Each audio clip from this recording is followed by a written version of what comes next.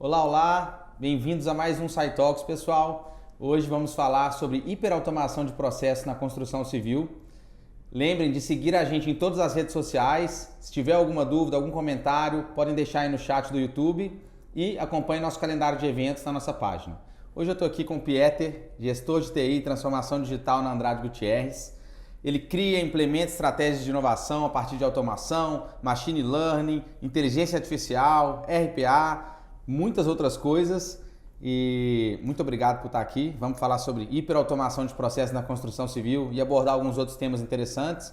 Pieter, bem-vindo. Se puder contar um pouquinho da sua história, um pouquinho sobre você, vai ser maravilhoso.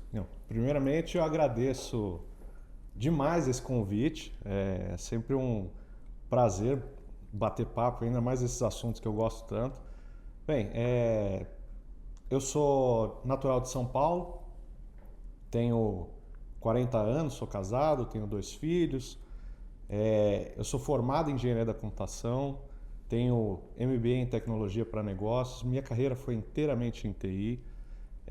E atualmente, né, dentro da Andrade Gutierrez, eu estou com o desafio de resolver problemas da empresa com uso de tecnologia, né? Então, você falou um monte de tecnologias ou de siglas, mas no final das contas é tentar entender onde é que estão os problemas da empresa e o que com tecnologia eu posso ajudar a resolver. É isso, né? Assim, o meu mote dentro da empresa é justamente esse. Perfeito. Mas minha carreira já tem mais de 20 anos dentro da TI, em diversas empresas. E não foi apenas no segmento da construção civil, já teve em outros segmentos antes? Já tive, os primeiros 5 anos da minha carreira foram em empresas relacionadas à personalização de cartões, né? Nada a ver com construção civil. Tecnologia é tecnologia. Tecnologia é tecnologia. É isso. E aí uma pergunta, o que você acha que são o perfil das pessoas e das empresas que vão se beneficiar desse tema em específico, que é a hiperautomação de processos na construção civil, a partir desse evento de hoje? Legal. Quem é que pode se interessar? Não é necessariamente só pessoas relacionadas à construção civil. Tecnologia é algo totalmente transversal a qualquer segmento de empresa. E a gente está falando muito de transformação digital, né? Então a hiperautomação é um grande componente de uma transformação digital. Então todo mundo que está encabeçando um projeto de transformação digital na sua empresa ou que esteja participando de um processo de transformação digital, eu acredito que vale a pena ouvir o que a gente tem para discutir aqui. Maravilha. E aí vou te fazer a pergunta de R$1 milhão, é a pergunta que eu mais quero ouvir a resposta de um especialista e é talvez a mais simples para você responder. O que é hiperautomação? Bem, hiperautomação, eu não vou pegar a definição ipsis lipsis lá do Gartner, Sim. mas é um conjunto, é a combinação de diversas tecnologias emergentes, tais como RPA, BPMS, inteligência artificial, process mining, business intelligence, que no final, que tem como finalidade digitalizar e automatizar processos de ponta a ponta. Então, quando a gente fala de hiperautomação, a gente está pensando em redesenhar processos usando tecnologia para transformá-los de ponta a ponta. Então, vão ter várias tecnologias e aí cada processo você vai dosando uma tecnologia. Em algum momento você vai usar mais BPMS, em outras você vai usar mais RPA, outras você vai usar mais inteligência artificial, mas no final das contas você está transformando aquele processo. Entendi.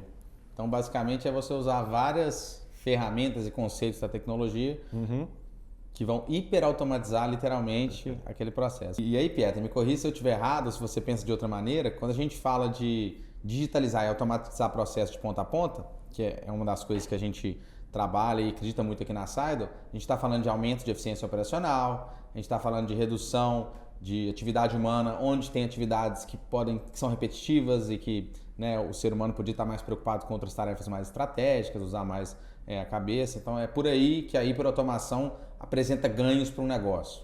Esses são talvez os ganhos iniciais, né? Então quando a gente fala de RPA, né, você está falando muito disso, de tirar. A gente até tem um mantra dentro da empresa que é tirar o robô das pessoas. Sim. Né? Então você está tirando aquele trabalho que não agrega mais para a pessoa, já é um trabalho repetitivo, Sim. você tira e aí coloca o robô para fazer. Sim. Quando você pensa em BPMS, por exemplo, você está trazendo outros ganhos, você está trazendo gestão do processo como um todo, então você consegue olhar onde estão os gargalos do seu processo, você tem a oportunidade de rever o seu processo, identificar desperdícios, né? Então, esses são os benefícios iniciais, né? São aquilo que, se você colocar uma tecnologia, em pouco tempo você já começa a ter esses ganhos.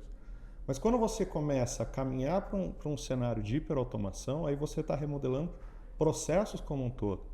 E aí podem ser, se transforma os processos de tal forma que aí você começa a já ter uma redução de custo muito alta, então evitando desperdícios, mas desperdícios assim, que são muito, assim, são coisas assim que a empresa está gastando demais e aí você está tendo a oportunidade de rever. Além só do ganho operacional daquela atividade, você está tendo um ganho muito maior.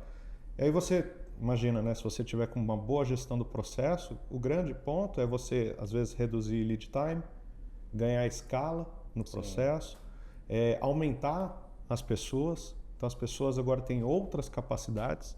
Então, os benefícios são inúmeros, né? Mas sempre começa com esses pequenos, assim, pequenos, né, entre aspas, né? Mas esses são os iniciais de qualquer tecnologia. Legal essa parte que você adicionou de gestão do processo, gestão da empresa, ter a visibilidade, né, do processo ponta a ponta, e poder tomar ações, redução de custo. Né? Muito bom. E aí, qual que é o papel da inteligência artificial quando a gente fala em hiperautomação?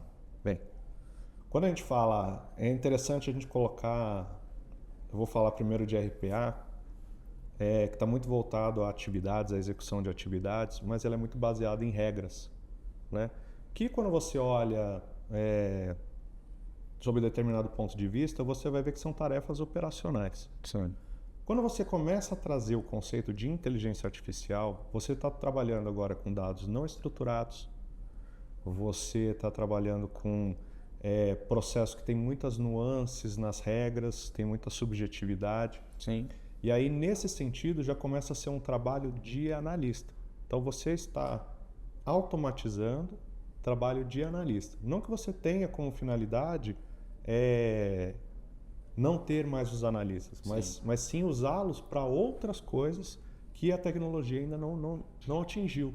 Entendi. Né? Então, colocando a inteligência artificial na hiperautomação como um todo, você está trazendo capacidades de analista dentro dos seus processos, mas de forma escalável. Entendi. Bom, parece que vira uma coisa... A hiperautomação já é algo poderoso, mas com a inteligência artificial parece que vira algo super poderoso. Não, né? É impressionante o que é possível fazer juntando essas tecnologias. O Gartner vive trocando a sigla, né? Então, agora tem o BOLT, agora tem APA, né? No lugar de RPA, mas no final, quando você olha o conceito de cada uma dessas tecnologias, não foge do conceito de hiperautomação. Então, hiperautomação é o caminho para qualquer empresa se ela quiser se transformar. Boa.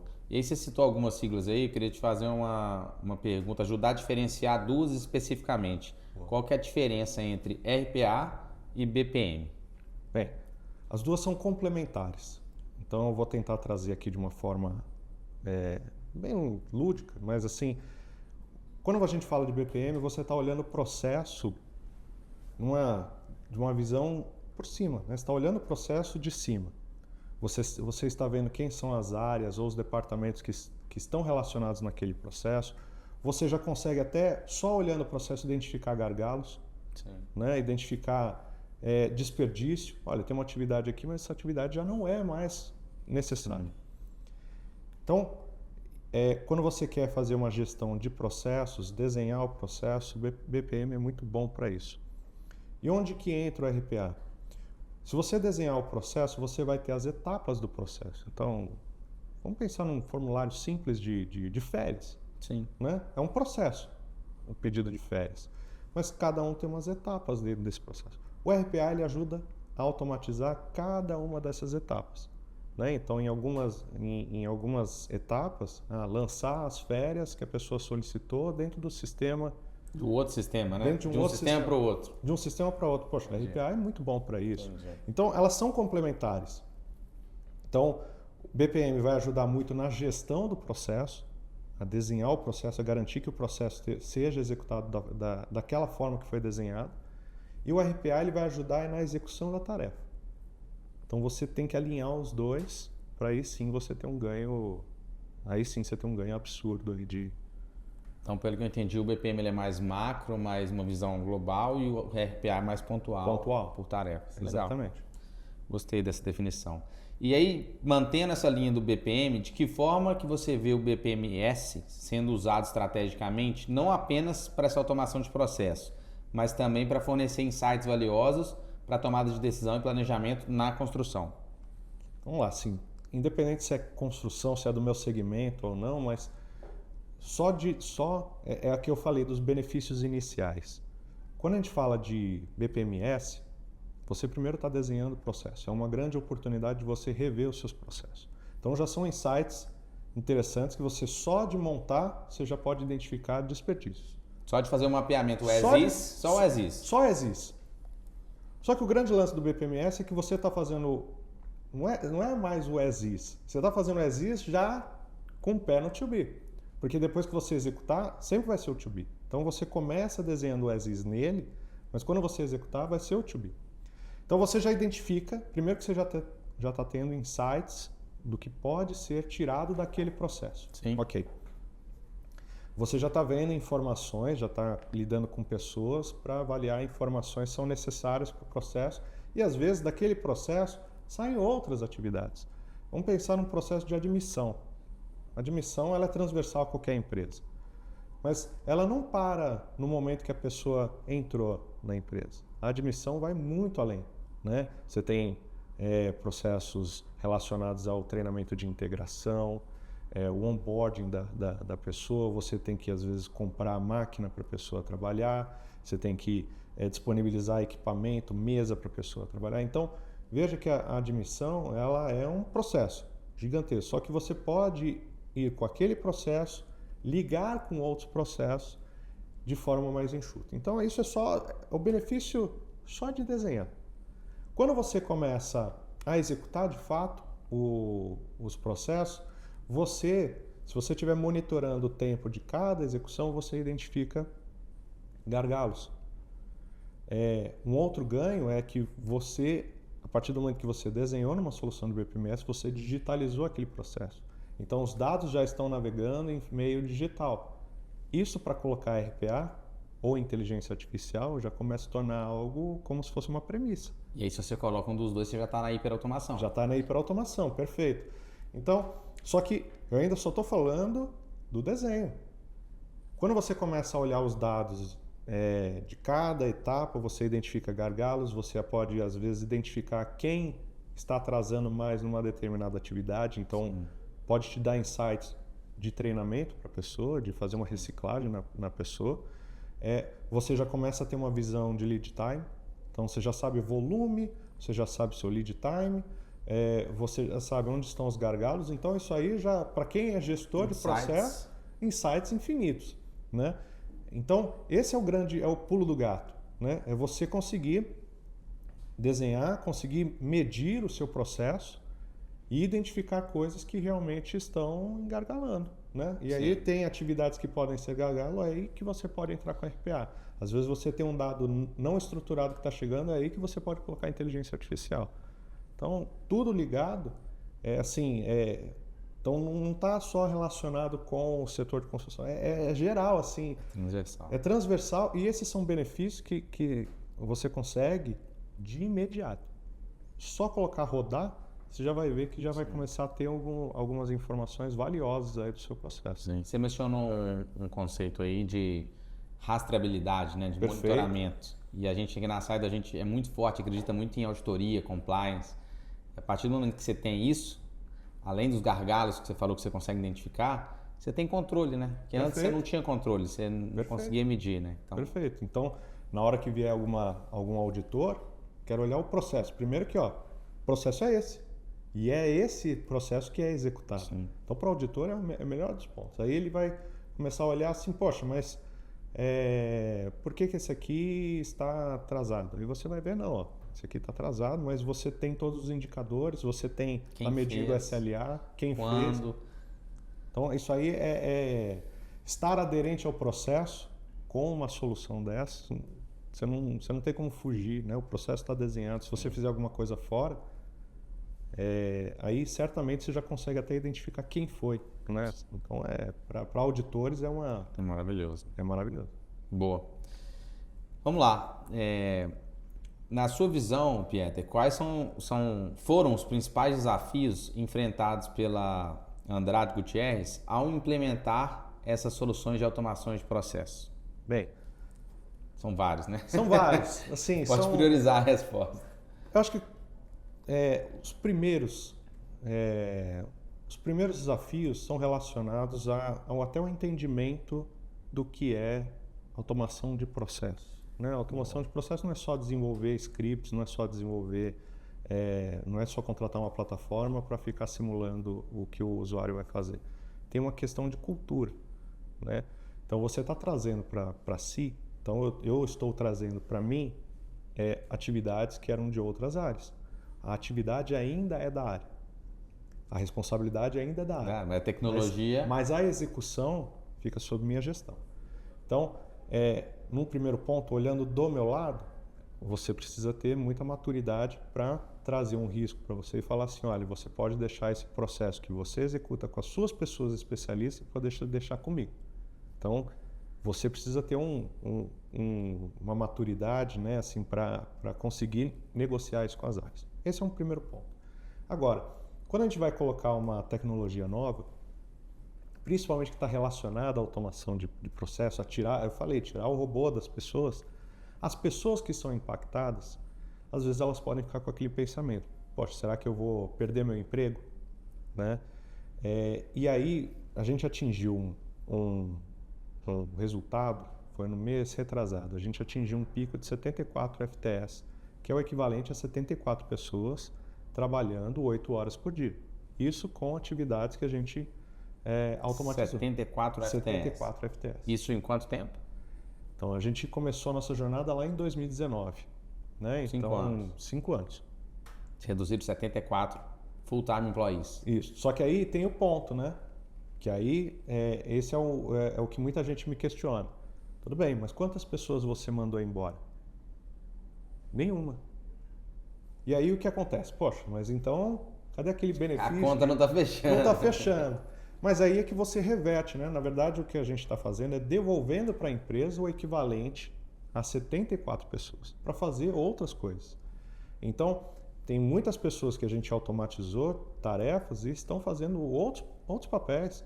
Então, a nossa primeira automação foi para o RH e a pessoa que teve essa atividade robotizada hoje está fazendo gestão de projetos. Olha como... Né? É a mesma pessoa, mas está fazendo outras atividades. É o conceito de aumentar a pessoa, de realmente fazer com que ela faça outras atividades. E aí, claro, tem redução de horas extras, você está deixando de contratar pessoas, mas esse primeiro desafio de fazer com que a pessoa entenda que ela não vai ser mandada embora foi um desafio inicial, mas que assim, nos primeiros meses a gente já tinha resolvido. Sim. A pessoa já entendeu que não é por esse caminho. Resistência à mudança também acontece. Né? Então, poxa, eu estou mexendo num processo que é de alguém.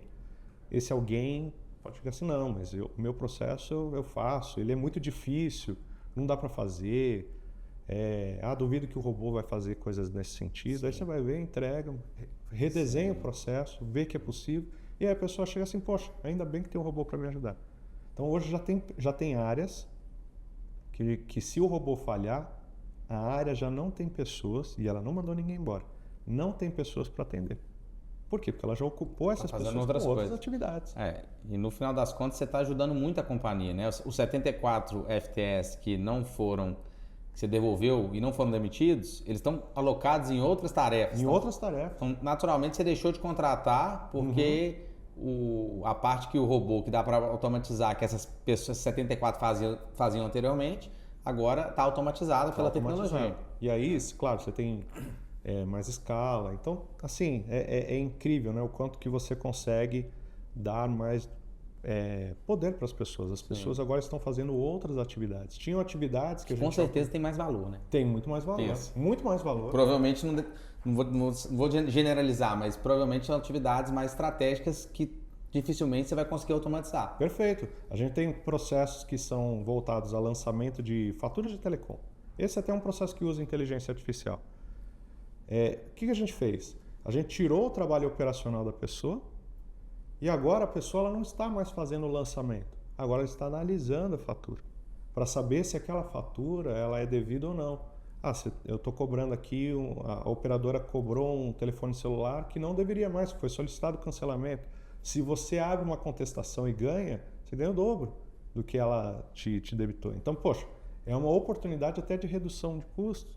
Né? Então, assim, os benefícios são inúmeros. E antes, essa pessoa que está analisando, para ver se é coerente aquela cobrança, ela devia ficar lançando em massa e não ia analisar nunca, né? Porque ela tinha uma meta ali por dia de lançamentos. A preocupação dela era lançar a fatura.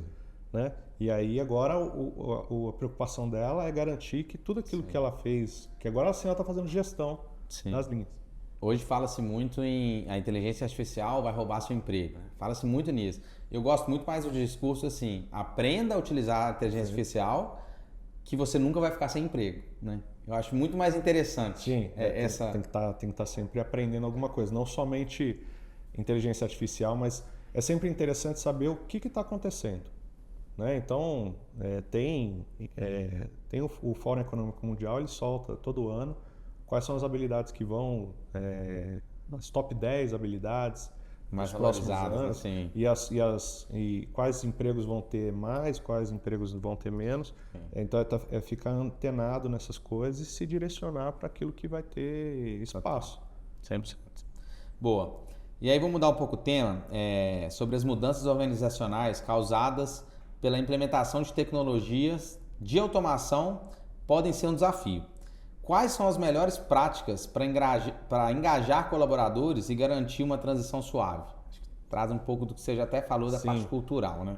Eu acho que o primeiro ponto primeiro, né, se você vai colocar alguma tecnologia, qualquer que seja, você sempre tem que estar alinhado com a estratégia da empresa. Né? Então, qual que é a estratégia da empresa? Aí sim você está trazendo uma tecnologia que pode fazer com que você atinja aquele objetivo da empresa. Ok. Quando você tem isso, fica mais fácil de você falar assim, eu não estou colocando uma tecnologia porque eu quero. Eu estou colocando uma tecnologia porque a empresa quer chegar lá. Para fazer com que a pessoa entenda. Não é o Pieter, não é pessoal. Não é o Pieter, não é um negócio pessoal. Não sou eu contra a área. Né? É juntos tentar chegar lá. Né? Então, ok, isso já ajuda bastante. O outro é desmistificar.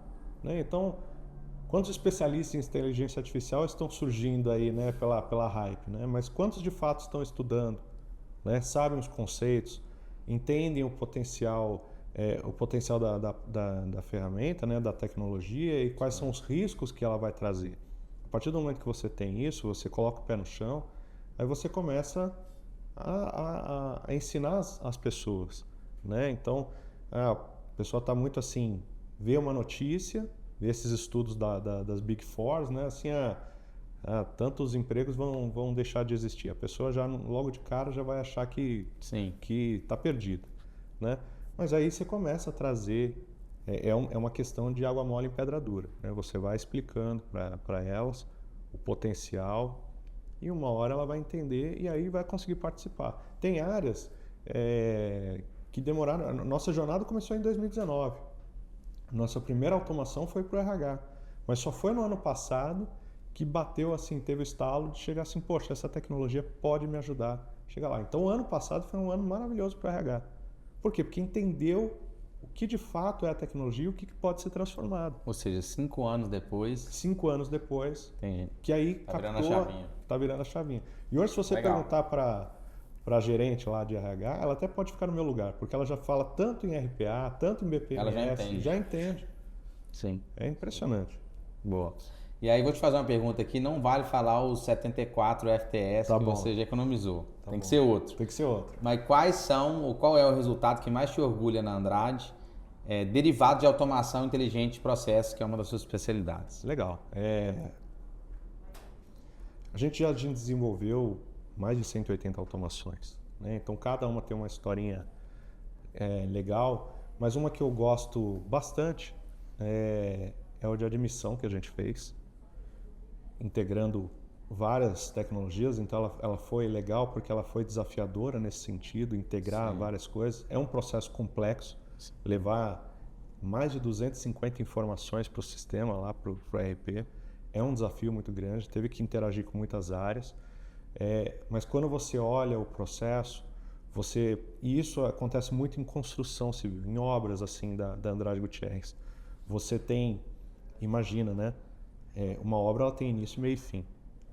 E tem obras que a Andrade participa que tem mais gente na obra do que na cidade, né? Então imagina um desafio desse, né? E aí você vai ter, sem brincadeira, às vezes é uma fila de pessoas sendo admitidas e do lado é uma fila de pessoas sendo demitidas porque o volume é muito grande.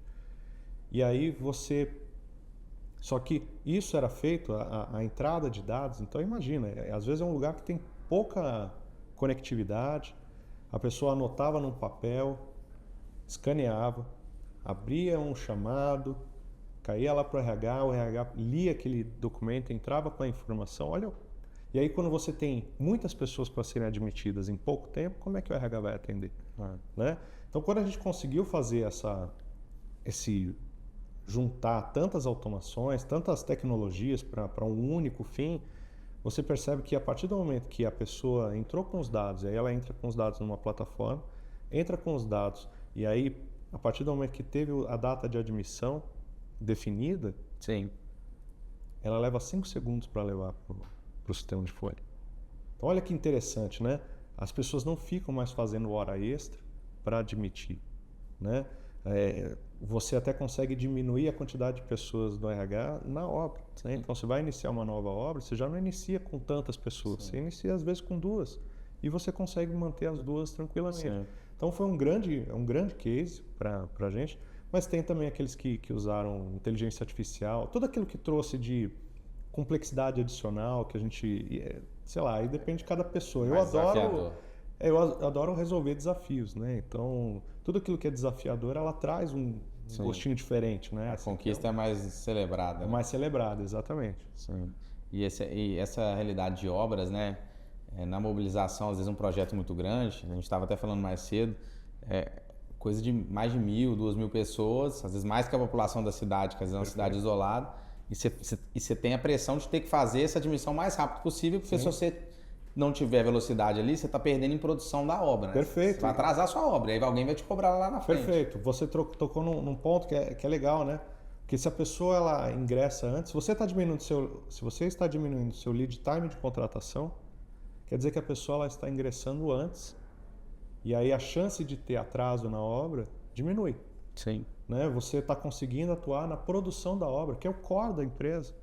Olha que legal, né? Assim, às vezes você está num processo do RH, mas olha o quanto que ele impacta depois.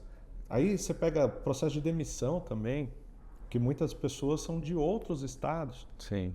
Né? E enquanto a pessoa não assina o documento, ela ainda fica lá, alojada. A partir do momento que você começa a fazer uso de assinatura eletrônica no processo, e você processa isso com velocidade, a pessoa nem precisa mais estar lá. Exato. Então isso aí é redução de custo na veia. Então assim, eu estou falando só de... Você pediu para trazer algum número assim, além dos 74 FTEs, que é a redução de esforço, mas tem todo esse benefício que você está tendo em não ter que alocar mais a pessoa lá, deixar ela alojada, tem todas as despesas que você teria que estar ressarcindo. É outra realidade agora. O legal que você falou aí que é um processo do RH que usa tecnologia e hiperautomação para poder entregar ganhos para o core business, que é obra, que é construção. Né? Então está tudo interligado. Está tudo interligado. Como que a automação inteligente pode contribuir para práticas de construção mais sustentáveis e eficientes? Legal. Como eu comentei, né? Então, a partir do momento que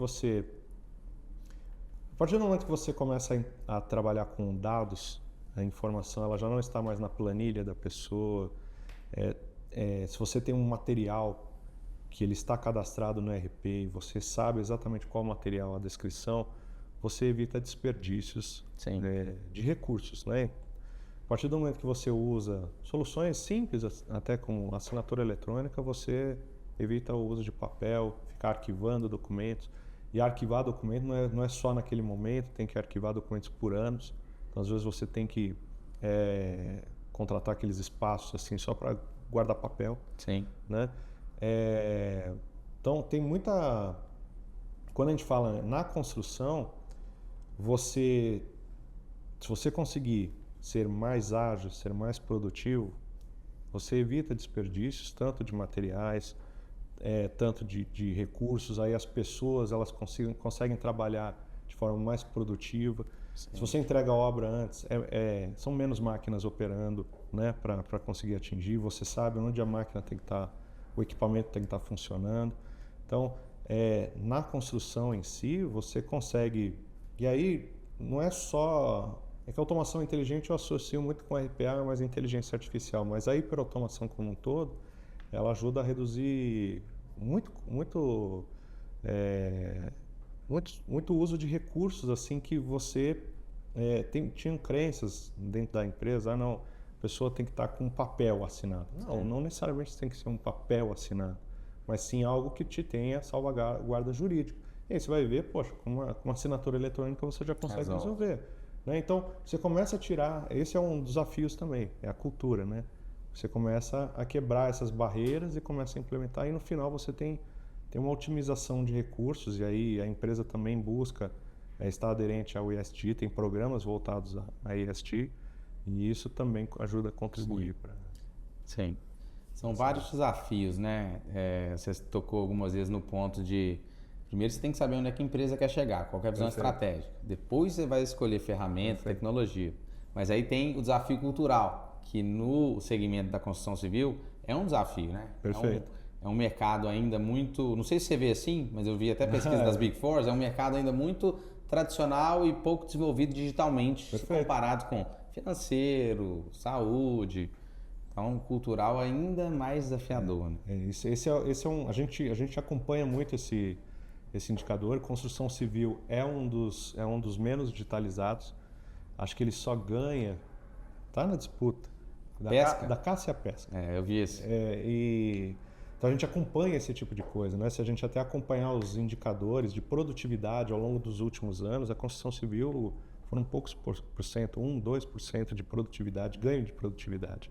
Então a gente sabe que não é só a parte de pessoas, é processos, é tecnologia, então a gente sabe disso. Sim. Mas em contrapartida, uma coisa que é legal tem um mato muito alto para explorar. Né? Então, muita tecnologia está surgindo, e aí dentro de construção civil tem um conceito chamado de BIM, que ele busca muito essa parte de digitalizar os processos de engenharia e construção. Né? Então, a gente tem como grande expectativa que a produtividade, pelo menos na Andrade Gutierrez, ela seja muito superior àquilo que os estudos trazem. Né? Sim, isso que eu ia falar. Eu converso com muita construtora, média, grande, mas do pouco que eu conheço da Andrade, inclusive eu já fiz estágio na Andrade Gutierrez, não sei se eu te falei isso. Em 2010, lá em Angra 3, na usina nuclear. Que legal. Fiz um mês de estágio, nas minhas férias da UFMG, que eu cursei engenharia. Mas a Andrade é uma das empresas de engenharia que mais se digitalizou aí no Brasil, né? Quiçá no mundo. Então, um ótimo trabalho que vocês vêm fazendo, não condiz com a realidade do setor como um todo, que é muito atrasado. Mas é só, vamos chegando ao final aqui, Pieter, e aí uma última pergunta, que acho que vai até ajudar mais o pessoal do que a mim.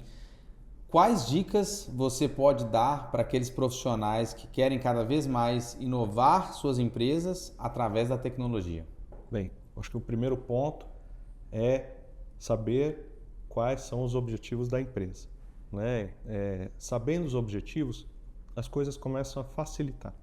Né? Porque aí você às vezes consegue até patrocínio dentro da empresa para algum curso, ou até mesmo para você tirar aquele projeto do papel.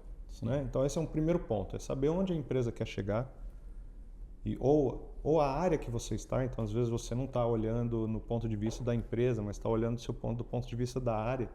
Ok, onde a área quer chegar? Né? Entender os objetivos e aí sim, poxa, qual tecnologia pode atingir aquilo lá? Esse é um primeiro ponto, Sim. que vai facilitar muito. O outro é ter aquele mantra de estar sempre aprendendo. Quando eu me formei em engenharia da computação, eu não tinha smartphones. Estou revelando a minha idade aqui, né? Não tinha smartphones, não tinha RPA, não se falava em RPA, não se falava em Big Data, não se falava em inteligência artificial como é falado hoje, não se falava em Machine Learning como é falado hoje, não existia metodologias ágeis. Então, olha quanta coisa que surgiu e se eu ficasse preso ao meu mundinho, quando eu me formei, eu estaria perdido. Estaria. Né? Então, a pessoa ela tem que... É uma luta constante em querer mudar.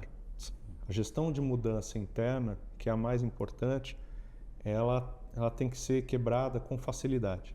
Então, aquilo que você viu antes não será realidade depois e você tem que quebrar esse paradigma o tempo todo. Então, então, a pessoa que quer inovar, ela tem que estar aberta a mudar e falhar. Por trás de cada acerto meu, tem umas 50 falhas. E eu adoro falhar. Por quê? Porque é na falha que a gente aprende. É na falha que a gente vê, isso aqui não deu certo, mas... Sim. E aí entra resiliência, inteligência emocional, tem uma série de coisas assim. Mas tem que ser curioso, tem que tentar criar. Eu sempre tive, isso independe de qualquer empresa, mas eu sempre tive um ambiente seguro para tentar inovar. Então, quando você falha, se o seu gestor vai lá e te repreende, você tá te reprimindo e você talvez não vá querer inovar mais.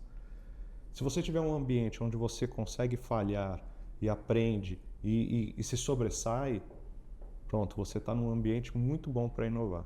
Mas sempre, é o primeiro passo. O que é que a empresa tem como objetivo? Se você conseguir ir até além, o que o setor pode ser influenciado? E aí você consegue... então você percebe que inteligência artificial pode trazer algum ganho para a sua área ou para o setor que você está. Aí você começa a aprender sobre inteligência artificial. Né? E aí começa a fazer pequenos pilotos, né? São pequenas práticas. Olha, eu vi isso aqui, vou tentar aplicar. É experiência. Sim. Isso é o que é experiência. Experiência é experimentar. Teste. Experimentou. Deu certo? Pô, legal. Deu errado? Descobre o que deu errado. Tenta de novo. Deu certo? Opa, então beleza. Isso é experiência, é a bagagem. Então tem muitas pessoas que estão trabalhando há anos, só que não experimentam. Sim. Então o que tem de experiência essa pessoa? Pouca coisa. Sim. Eu tive um gestor lá na Austrália há mais tempo e ele falava exatamente igual você falou agora. Eu adoro errar. Eu adoro quando meu time erra. E é até estranho quando você ouve. Mas ele falava, sabe por quê? Porque errar vai permitir que você consiga chegar no acerto. E errar faz parte da jornada do sucesso, da vitória. Faz parte. Lógico que você conseguir aprender com o erro dos outros é ainda mais eficiente. Mas não é sempre assim. Muitas vezes você vai ter que errar, aprender ali na pele. E nesse momento que está todo mundo falando de inteligência artificial, está todo mundo querendo experimentar. Então você ainda não tem. Você está tendo uma pressão muito grande da empresa ou do mercado em si para você aprender alguma coisa e você tem que rapidamente tentar aprender, testar uma coisa e pronto, uma hora você vai conseguir. Sim. Tá todo mundo no mesmo barco. Sim. Mas se você conseguir experimentar, sair daquela inércia, aí você vai sobressair. Então, para quem está querendo aprender sobre tecnologia, inovar, descubra quais são os objetivos, estuda, vai fazendo pequenas experiências, não fique triste se falhar, faz parte. E se você estiver com algum gestor ou numa área que aceite essas falhas, você é um abençoado. É um abençoado.